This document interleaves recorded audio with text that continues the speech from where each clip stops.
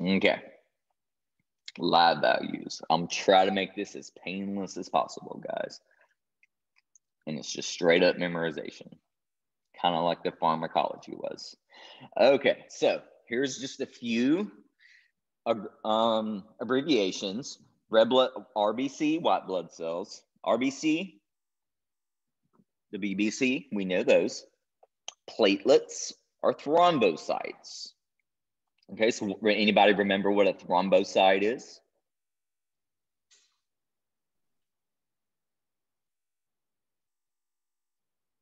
That's what coagulates. A platelet. Well, it is a platelet. That's funny. Body. I walked right Stuff into that one. clogs your. So no, y'all are all right. Every one of y'all are right. A thrombocyte is a cell that is responsible for clotting. So a thrombocyte, when they check your platelets, they're checking your thrombocytes. They're checking your cell levels. Yes.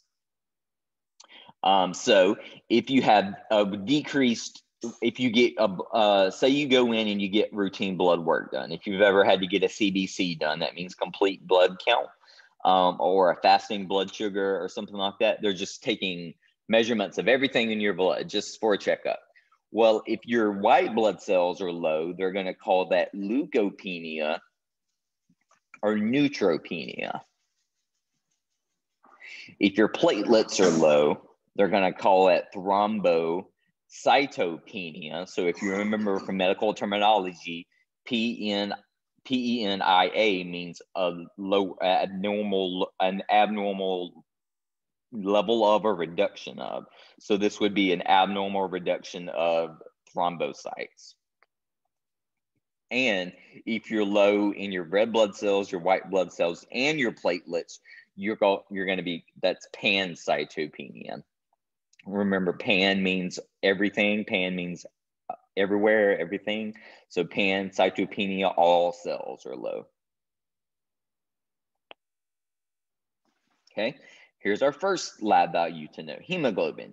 You probably all know what hemoglobin is. Hemoglobin is the protein on our red blood cells that gives it its red color. And it's the protein that binds to the actual oxygen molecules.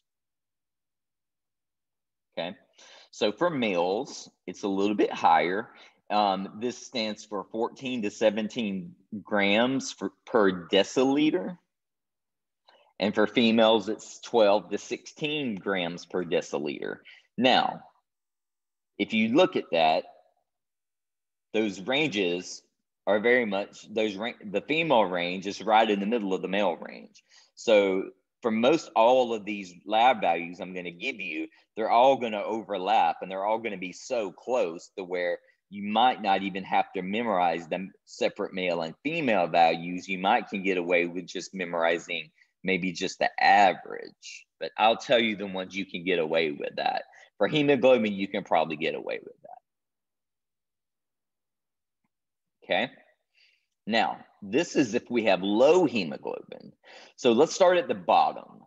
So if somebody has hemoglobin that's at 10 grams per deciliter or above, so 10 grams is low, a hemoglobin of 10 is low, but if it's at 10, you can still do gait training with them. You can still do self-care and ADLs as they tolerate, and some light resistance activities with them, like with some light weights, light TheraBands, stuff like that. Okay. Now, if it's lower, if it's between 8 and 10 grams per deciliter, I know it doesn't seem like it's that much lower, but it is. In this case, you only need to do essential ADLs and assistance as needed for safety. So just maybe OT could help them getting dressed. We can maybe help them getting their pants or their shoes on. Assistance as needed for safety. So maybe just getting to and from the bathroom. We could work on that day. Maybe just walking from their bed to the bathroom and then back. And then light aerobics and light weights. And I mean like 1 to 2 pounds of resistance. The smallest amount you can give them. That's all they need to do. And if their hemoglobin is at 8 or below, then they need to stay in bed and they only need to do essential daily activities like brushing their teeth. They probably won't even get to take a shower that day. They'll probably just have to wipe themselves off, change their clothes, brush their teeth, clean their face, stuff like that, change their own clothes, eat, just essential daily activities, because anything else they just don't have the oxygen carrying capacity for. So when you go to check lab values for a patient, especially if they're a cardio patient, if they're a pulmonary patient, be real careful on the hemoglobin values. And if you look at it, most of the time on medical charts nowadays, if something is out of the ordinary, it's going to be highlighted for you on the lab value chart that's printed out every day. So a lot of times they give you a little bit of a cheat sheet right there in the report. But I used to have a little card side cheat sheet of lab values that I kept on my badge, so I would know what to go by before they started making the cheat sheets in the chart. Hematocrit is the volume of red blood cells to whole volume of blood. And that means the volume of red blood cells, the ratio to the volume of the whole blood liquid entirely. So it's 39 to 55 for men, 37 to 48 for women, basically the same. I think I have a picture. Nope, don't have a picture. Okay. So again, here's the numbers for men and women. So we can say hematocrit needs to be in the low 30s to high 40s, mid 50s. That's a safe range. Okay, let's start down at the bottom. So if it's at 35 or below, then they can do gait training and self-care as tolerated, and resistance and aerobic activities as tolerated. But let's not push them too much. If it's between 25 and 35%, then they can only do essential ADLs. We can do things like transfers, helping them to and from the bathroom, maybe with our walker, and light aerobics and light weights, like 1 to 2 pounds. And then if it's below 25%, they only need to do their essential ADLs and just assistance as needed for safety. So just if they need to go to the bathroom and they can walk, but they're a little shaky, we're going to play it safe with a low hematocrit and just take the wheelchair to the bathroom, because it's the safest way to get there. Because if they have hematocrit is at 25, we really don't want them to fall, because that could be really bad for them. Platelets. Okay, there's no unit to know for platelets. It's just 150,000 to 400,000. And it's the same for females and males. It's going to be different depending on your nutrition. It's going to be different depending on your activity level, things like that, by your age and things like that. And your genetics play some component of it too. But you can see it is a very big range of those thrombocytes that we have. Okay, so look how low our platelets can get before we start getting worried. So let me go back to the previous slide. If we can go, if the lowest safe range is 150,000, look down here, we can get down to 20,000 platelets before we have to start being careful. We can do Therax with resistance and bike with resistance at 20,000. From 10,000 to 20,000, we can do Therax with no resistance, so probably just eccentric or isometric exercise, and bike with no resistance. So bike like on level 1, just passive pedaling. And if they ever have platelets that are less than 10,000, they should not have any therapy at all that day. It's just too dangerous to them. They could barely touch something or bump something on a transfer. They could just bump themselves getting out of bed on the railing, and it could cause a massive bleeding. It would just be too dangerous. Prothrombin time is a blood test that measures how long it takes the blood to clot. Normal range is 23 to 36 seconds. And then the INR is what you're going to hear most of the time. And don't let this confuse you. And I'm not going to make you memorize the formula, but the INR just stands for International Normalized Ratio. They always say INR. It's just a ratio of your clotting time, of a patient's clotting time to the normal population's clotting time. And the closer that ratio is to 1, then the healthier you are. So that's why a normal range of an INR would be 0.9 to 1.0. That would mean that anywhere around 1 means that the patient's blood is clotting at the same rate, time, and speed as a normal person's. They have the same amount of prothrombin time, and they have the same amount of thrombocytes. So for INRs, this is how they check for treatment of DVTs and to see if people who needs to go on anticoagulation therapy. So if you are at risk for having a DVT, they're going to keep your prothrombin time. Now this says therapeutic ranges. What that means, these are ranges of the INR that they're going to give you artificially with a pill so that you won't, so that you can have more time to clot, so that you can clot, okay? So prevention of the DVT, if you're at risk for DVTs, they're going to give you medicines that are going to make your INR back up to 2 to 3. If you are at risk for DVTs and a pulmonary embolism, or if you have heart valvular disease, they're going to give you a 2 or 3 ratio. Or if you have an arterial embolism or a thromboembolism, if you have mechanical heart valves, clots can form on those all the time. Or if you have recurrent systemic embolisms, they're going to keep your clotting factors low.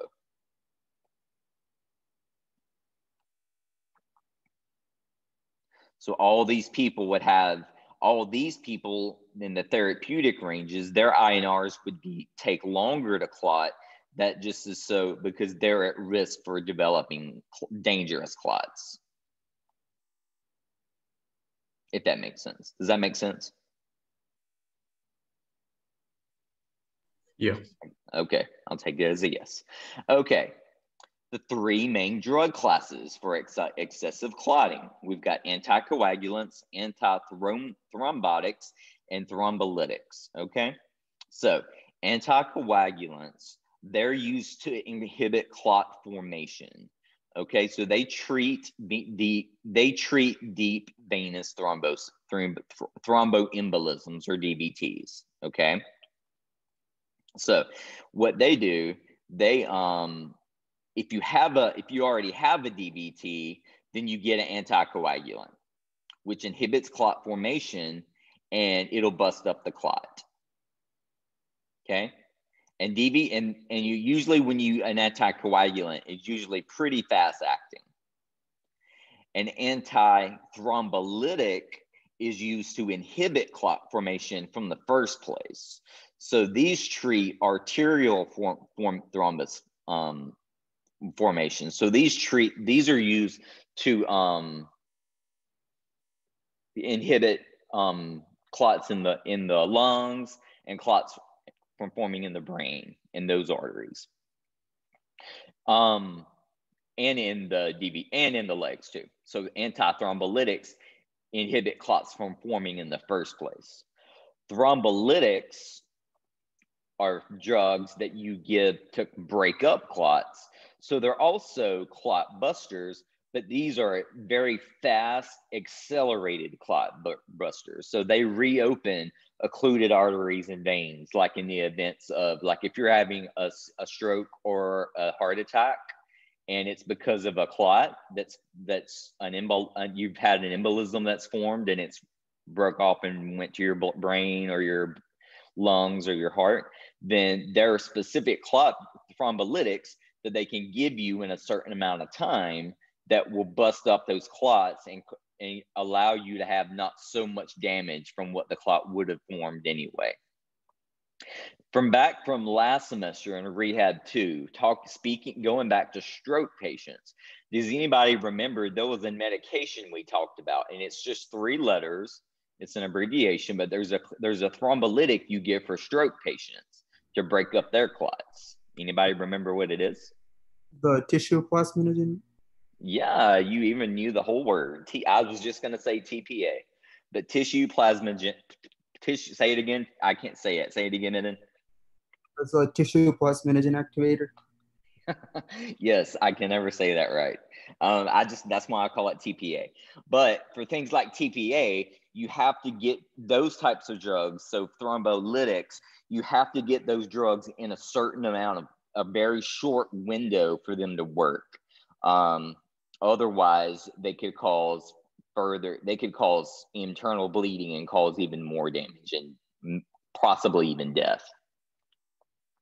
Okay, so don't get these mixed up. Anticoagulants, you give those to break up DVTs in veins. Okay, so these are anticoagulants are for DVTs in veins. Antithrombotics inhibit clot formations in arteries, and thrombolytics are just used to accelerate clot breakdowns very, very fast in arteries and veins. So don't get them mixed up. Easy to mix up. Okay. So let's talk about treatment for some of these. And I'm not going to make you memorize all these drug names on here. I'll tell you the ones I want you that you'll need to know that are most out on the market. So people that have DVTs, pulmonary embolisms, and they're at risk for heart attacks, or they've had heart attacks and they've had clots before, they're going to be on acute treatment for more of an immediate effect. So they come into, or it's found they have a blood clot, or they're having a heart attack because they have a coronary artery block. They're going to give them heparin or Lovenox. Well, those are actually the same 2 medicines. One's the generic and one's the brand name, but I can't remember which is which. I think heparin is the brand name and Lovenox is the generic. But people are going to use those names interchangeably. And I would probably bet that most nurses can't even tell you which is the generic and which is the brand name, because they've been around so long. They're such good clot busters that we just use those names interchangeably. But they're for a more immediate effect. So like if you went to your patient's room, say at 10 to go get them for therapy, and they had a blood clot, and they give them their heparin injection just then, well, 6 to 7 hours later, you can go back and get them for therapy. That clot is gone now. That's how fast they act. Now, for long-term clot prevention, where it's somebody that maybe has a history of clots, but they don't have a clot right now, they're going to be taking a daily medication to prevent clots from forming, and that's called warfarin or Coumadin. That one is one that you take it takes several days to work, so you would need to build up in your system. Now, older people still take that, but the newer medications that are out there that you'll probably know, and the one that I want you to know down here are Pradaxa and Xarelto. Those are some of the new anticoagulants on the market, and they are also long-term preventatives. And the good thing about those, they also take several days to a couple of weeks to build up in your system and take effect.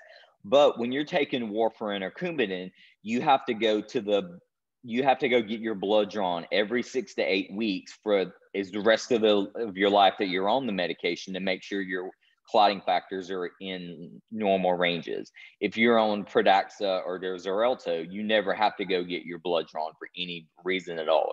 They're safe to take, and they know that they're not going to cause any problems with your clotting factors. So most people are prescribed the new drugs now. Like I said, heparin is more of an immediate effect.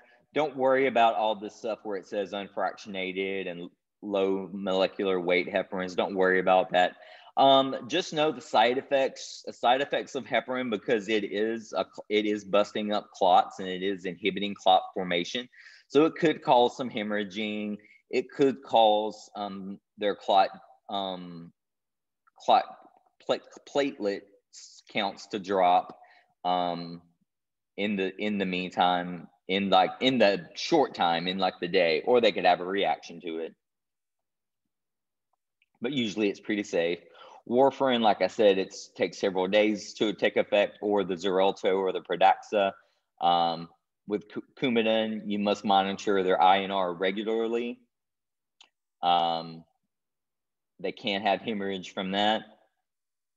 The new anticoagulants, these are an injection that you usually get. It just depends on how often you need it, of the dosage, but these are ones that you take that are kind of like heparin, that work a little bit quicker. There's Pradaxa and Xarelto again.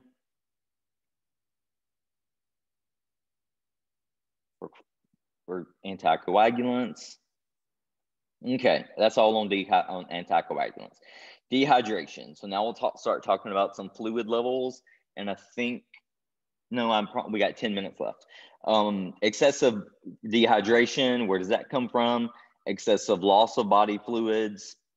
Fluid output is greater than fluid intake. I don't think I have to tell you that. Excessive output by profuse vomiting and diarrhea, profuse sweating. So if you remember, we had if we had TBI patients from last semester, and they had the autonomic storming, where, remember I said they would be unconscious and they would be sweating just like buckets from every part of their body, and that's just part of the autonomic system just going crazy after their brain injury. They can easily get dehydrated from that. So people that are going to be storming are going to usually have IV fluids going all the time, because just as quickly as they're pumping the fluids into it, they're sweating it out. And diuretics, drugs to make you go and urinate. So drugs to get rid of water in your blood. So diuretics are drugs that make you go to the bathroom, make you pee. So most diuretics are linked to blood pressure. And if you have a sodium deficiency, which is usually not going to be diet related, you can have dehydration too, because you need a certain amount of sodium in your body and all ions in your body to keep homeostasis.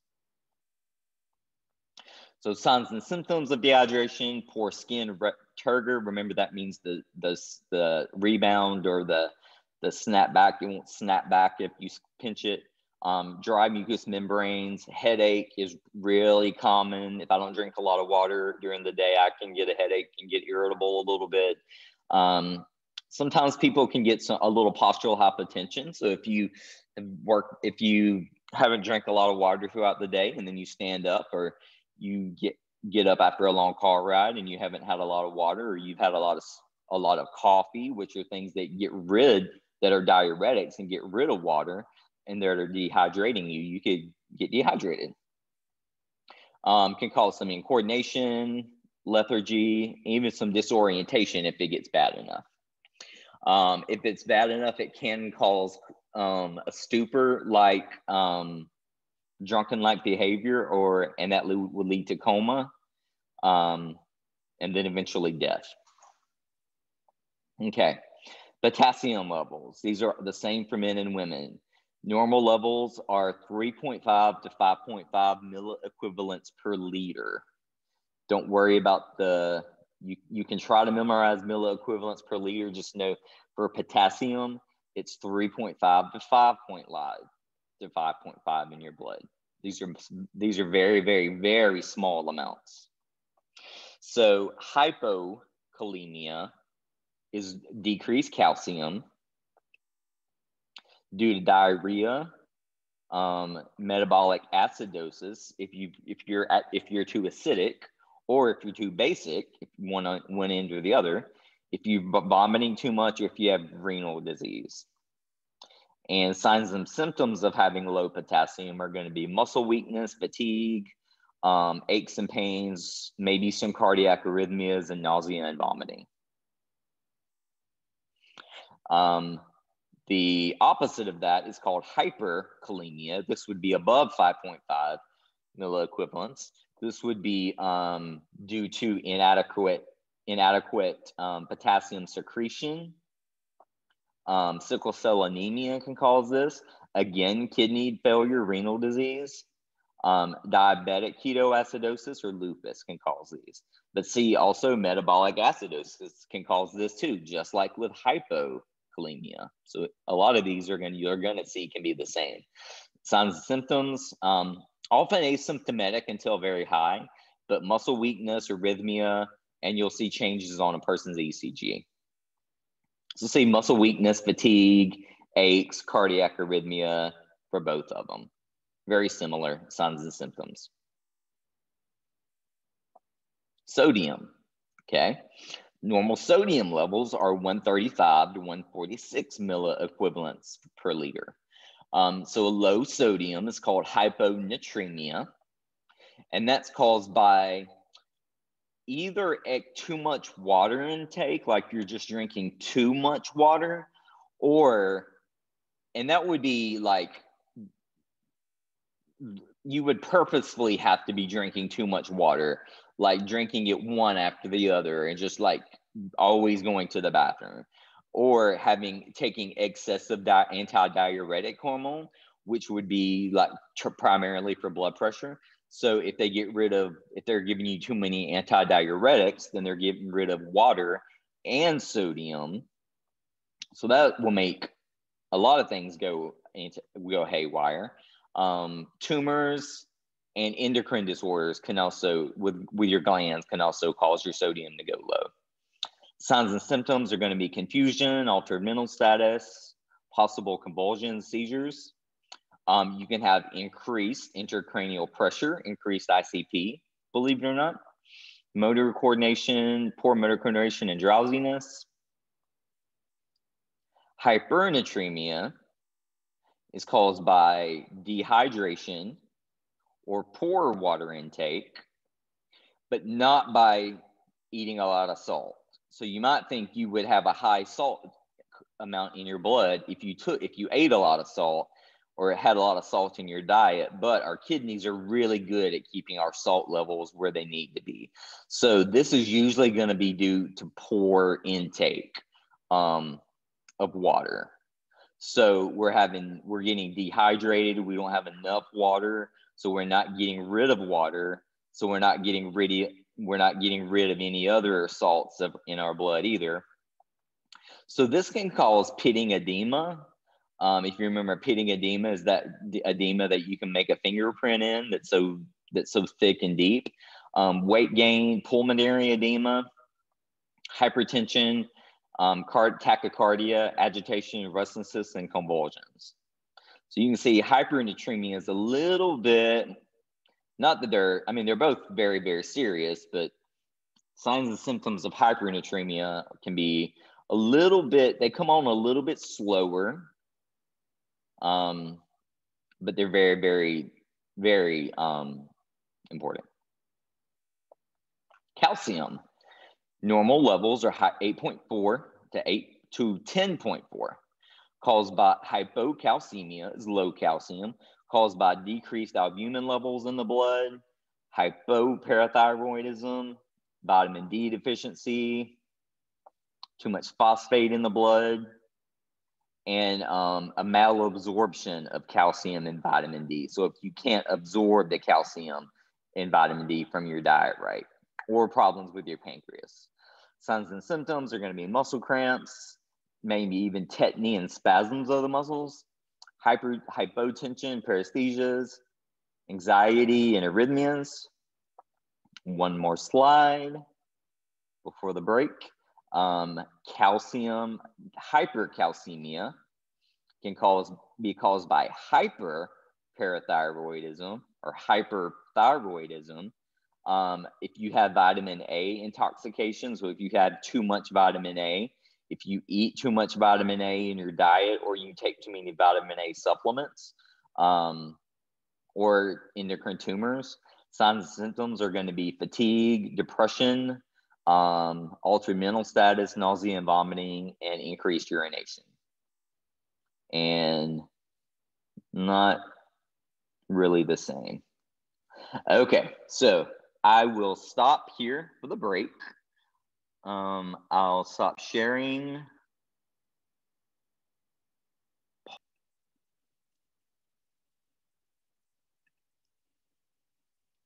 Dun, dun. All right, guys, let's try to get through this. Magnesium levels. 1.8 to 2.4 milligrams per deciliter. If you have low magnesium, it's hypomagnesemia.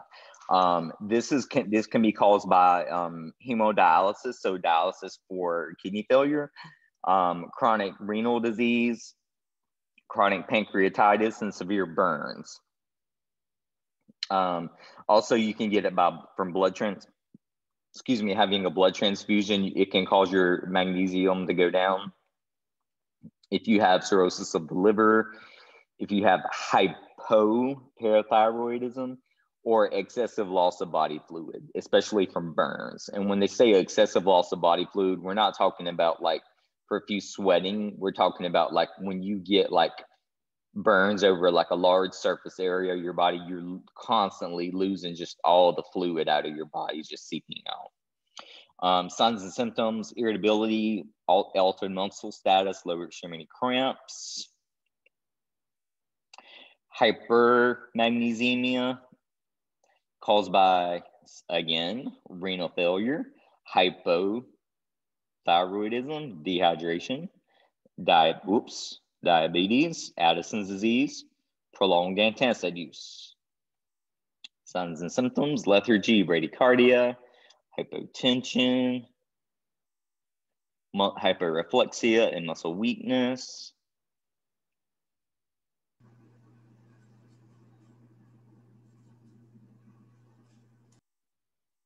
Okay, acids and bases. Let's get through this a little bit and then we'll be about done. So normal pH of extracellular fluid, or normal pH of our blood, of our body, is 7.35 to 7.45. Here's the pH scale. So it goes from 0 to 14, with 0 being the most acidic and 14 being the most basic. Okay, so water, pure water, with not tap water, but just pure water, is going to be an exact 7. Blood, you can see, is going to be a 7 point, looks like about a 7.5, 7.6. So it's a little bit on the basic side. And then look down here, you can see vinegar is down at a 3 on the acid part. And then look, hydrochloric acid is 0. So that's the most acidic. So we are somewhere, we have to live right there in the middle. And it's a very, very, very small range of pH that we have to stay in. If it's increased, then we're told we're more alkaline. If it's higher, we're alkalosis. If it's decreased, we're said to be acidosis. With either one of those, all of the organs are affected. Every organ in your body is affected. It affects all the electrolyte homeostasis. It affects fluid imbalance, salt intake and intake and outtake. It's going to change your skin. Your skin can get warmer or cooler. You start having edema. You'll start having dyspnea, trouble breathing, tachycardia, hypertension, postural hypotension. So maybe one or the other.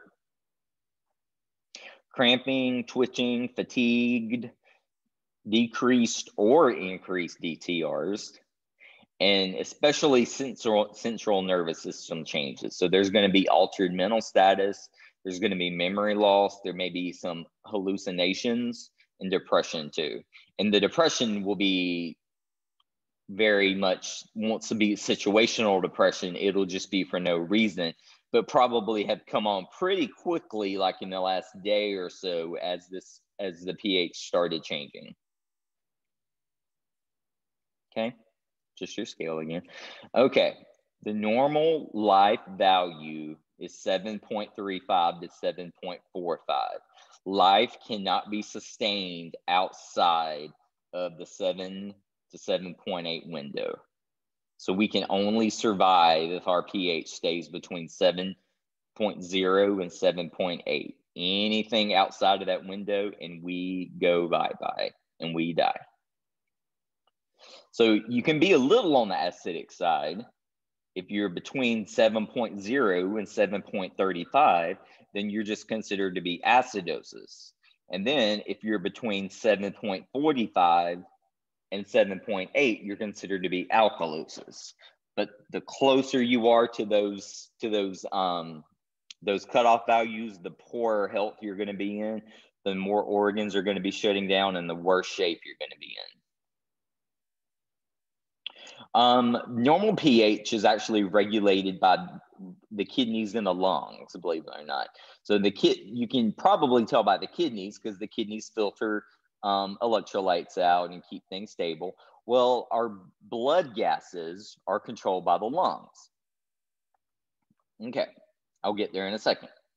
So if you have metabolic acidosis,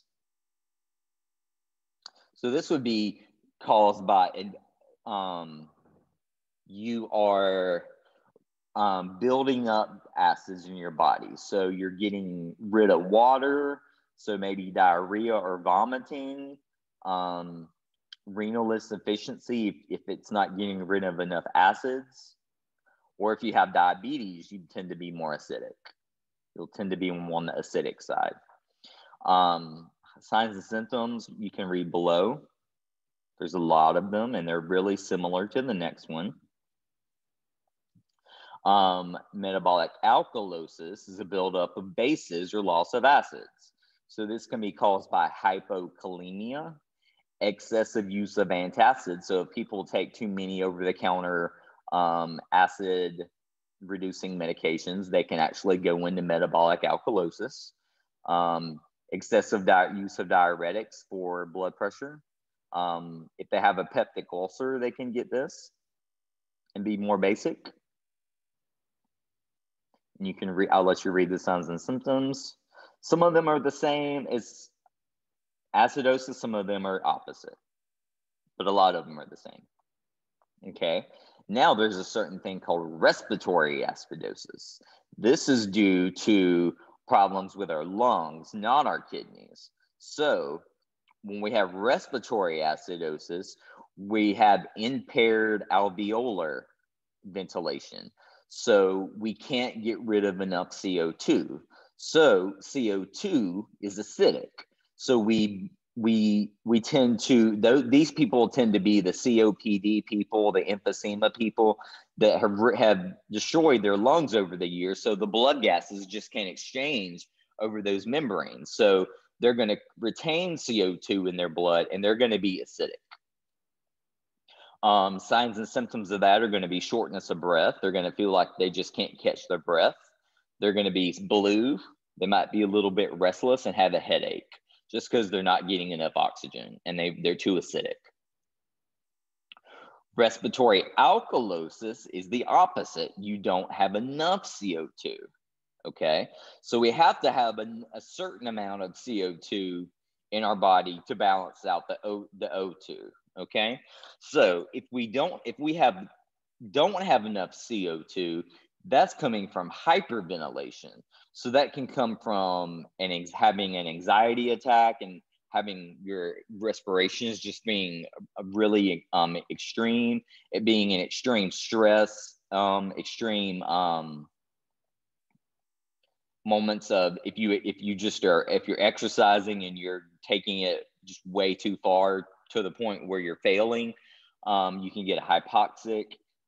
If you have impaired lung expansion due to any COPD, emphysema, or any rib malformations, or any spinal fusions you may have had that infected your lung expansion, you can get this, and you'll be a little bit out on the alkaloid side. And there's the signs and symptoms there. This is a little thing to help you remember the gas exchange. PaCO2 stands for the partial pressure of carbon dioxide that's dissolved in arterial blood. Okay, so there's always a certain number, and you do need to remember that we do have 35 to 45 millimeters of mercury worth of CO2 dissolved in our blood at any time. And you need to know how much partial pressure of oxygen is dissolved in our blood. It's 80 millimeters of mercury. So much more than CO2. Okay, so as the CO2 in your body goes up, the pH, as CO2 is the partial pressure of oxygen. And let's go, hold on, skip these slides and go to this.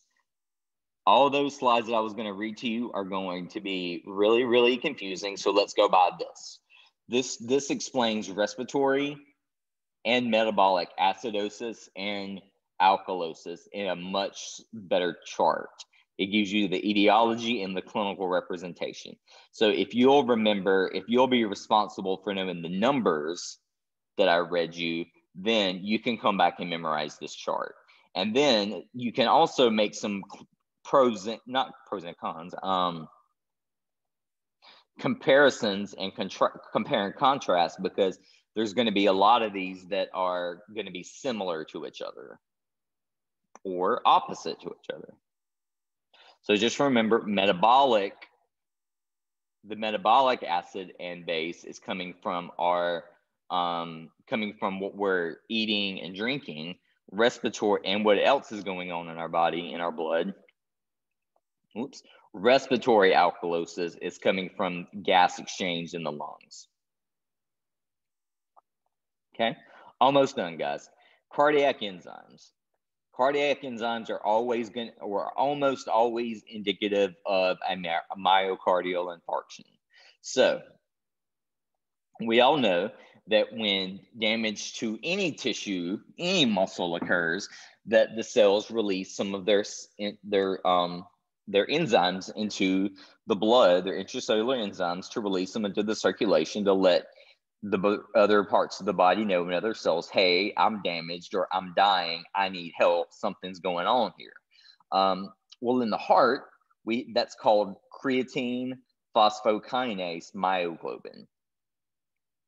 Okay, so we all have creatine phosphokinase that makes up our muscles, and in the heart, it's called creatine phosphokinase MB, or myoglobin. Well, if you have signs of chest pain and trouble breathing, and you feel the pain, the symptoms going down your arm and maybe your scapula, and you go to the ER, one of the first things they're going to do, they're going to put you on oxygen, and they're going to do scans, but they're going to do a blood test, and they're going to look for this CPK-MB. If they find it in your blood, then that means this person's having a heart attack.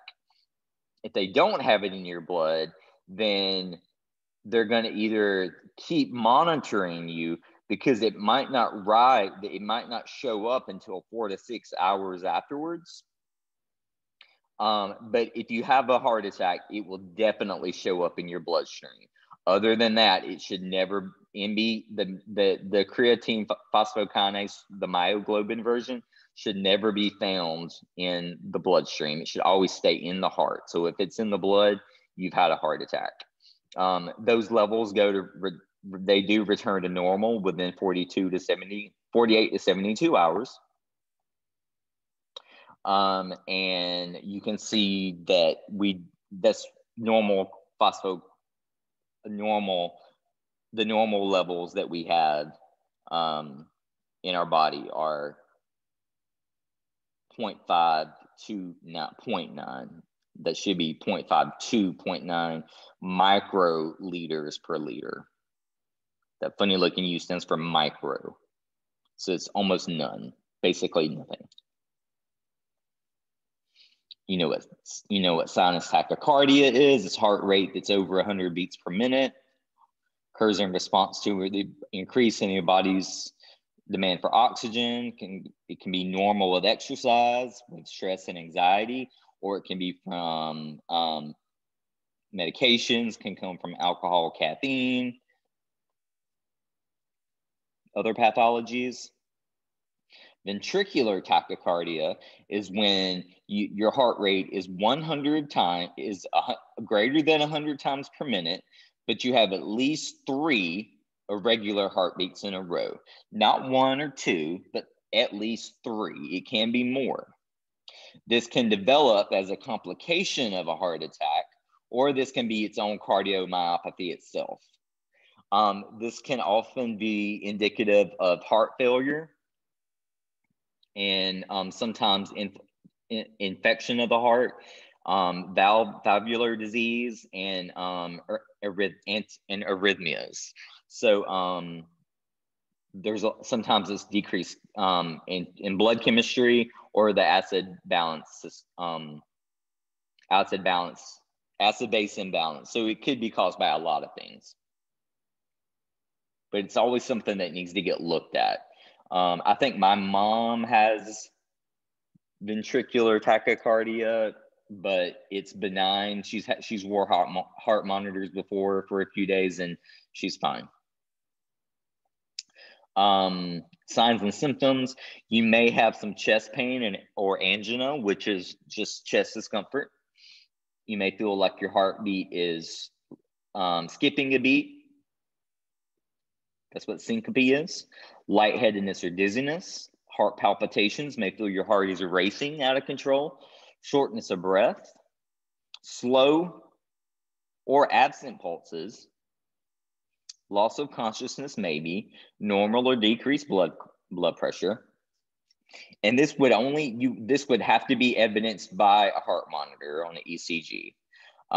It can require CPR if the person is having enough irregular heartbeats in a row, or if the heart stops, or they may have to shock the heart back into a normal cardiac rhythm, or antiarrhythmic medications. Don't have to read you this. This is what a normal ECG looks like.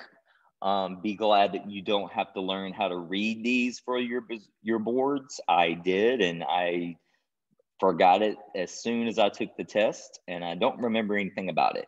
But what I can tell you is that at first, in the beginning, the small p, the small wave that has the P, that's called the P wave. That's when your atria depolarize and get ready to contract.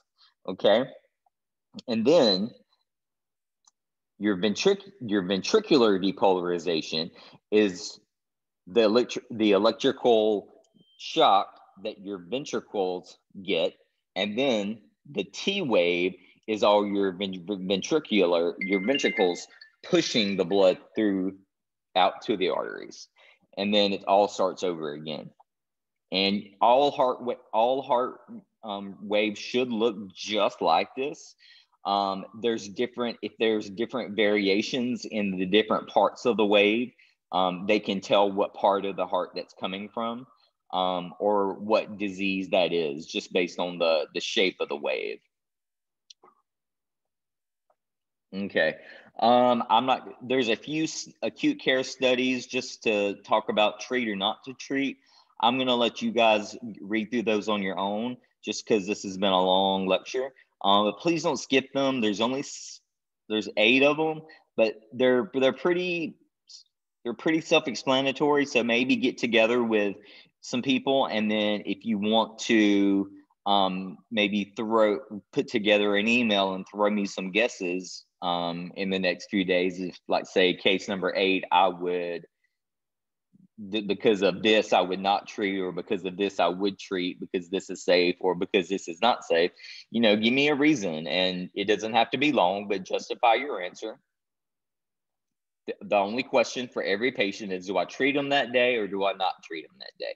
And these are all acute care cases. So just try to send me an email. This is not a required assignment, but if you want to test yourself on like lab values and stuff like that, just send me a few and say, am I on the right track, or do I need to hit this a little bit harder, and I'll let you know. Okay. That would be my alarm to try to get over with class soon. So let me stop sharing.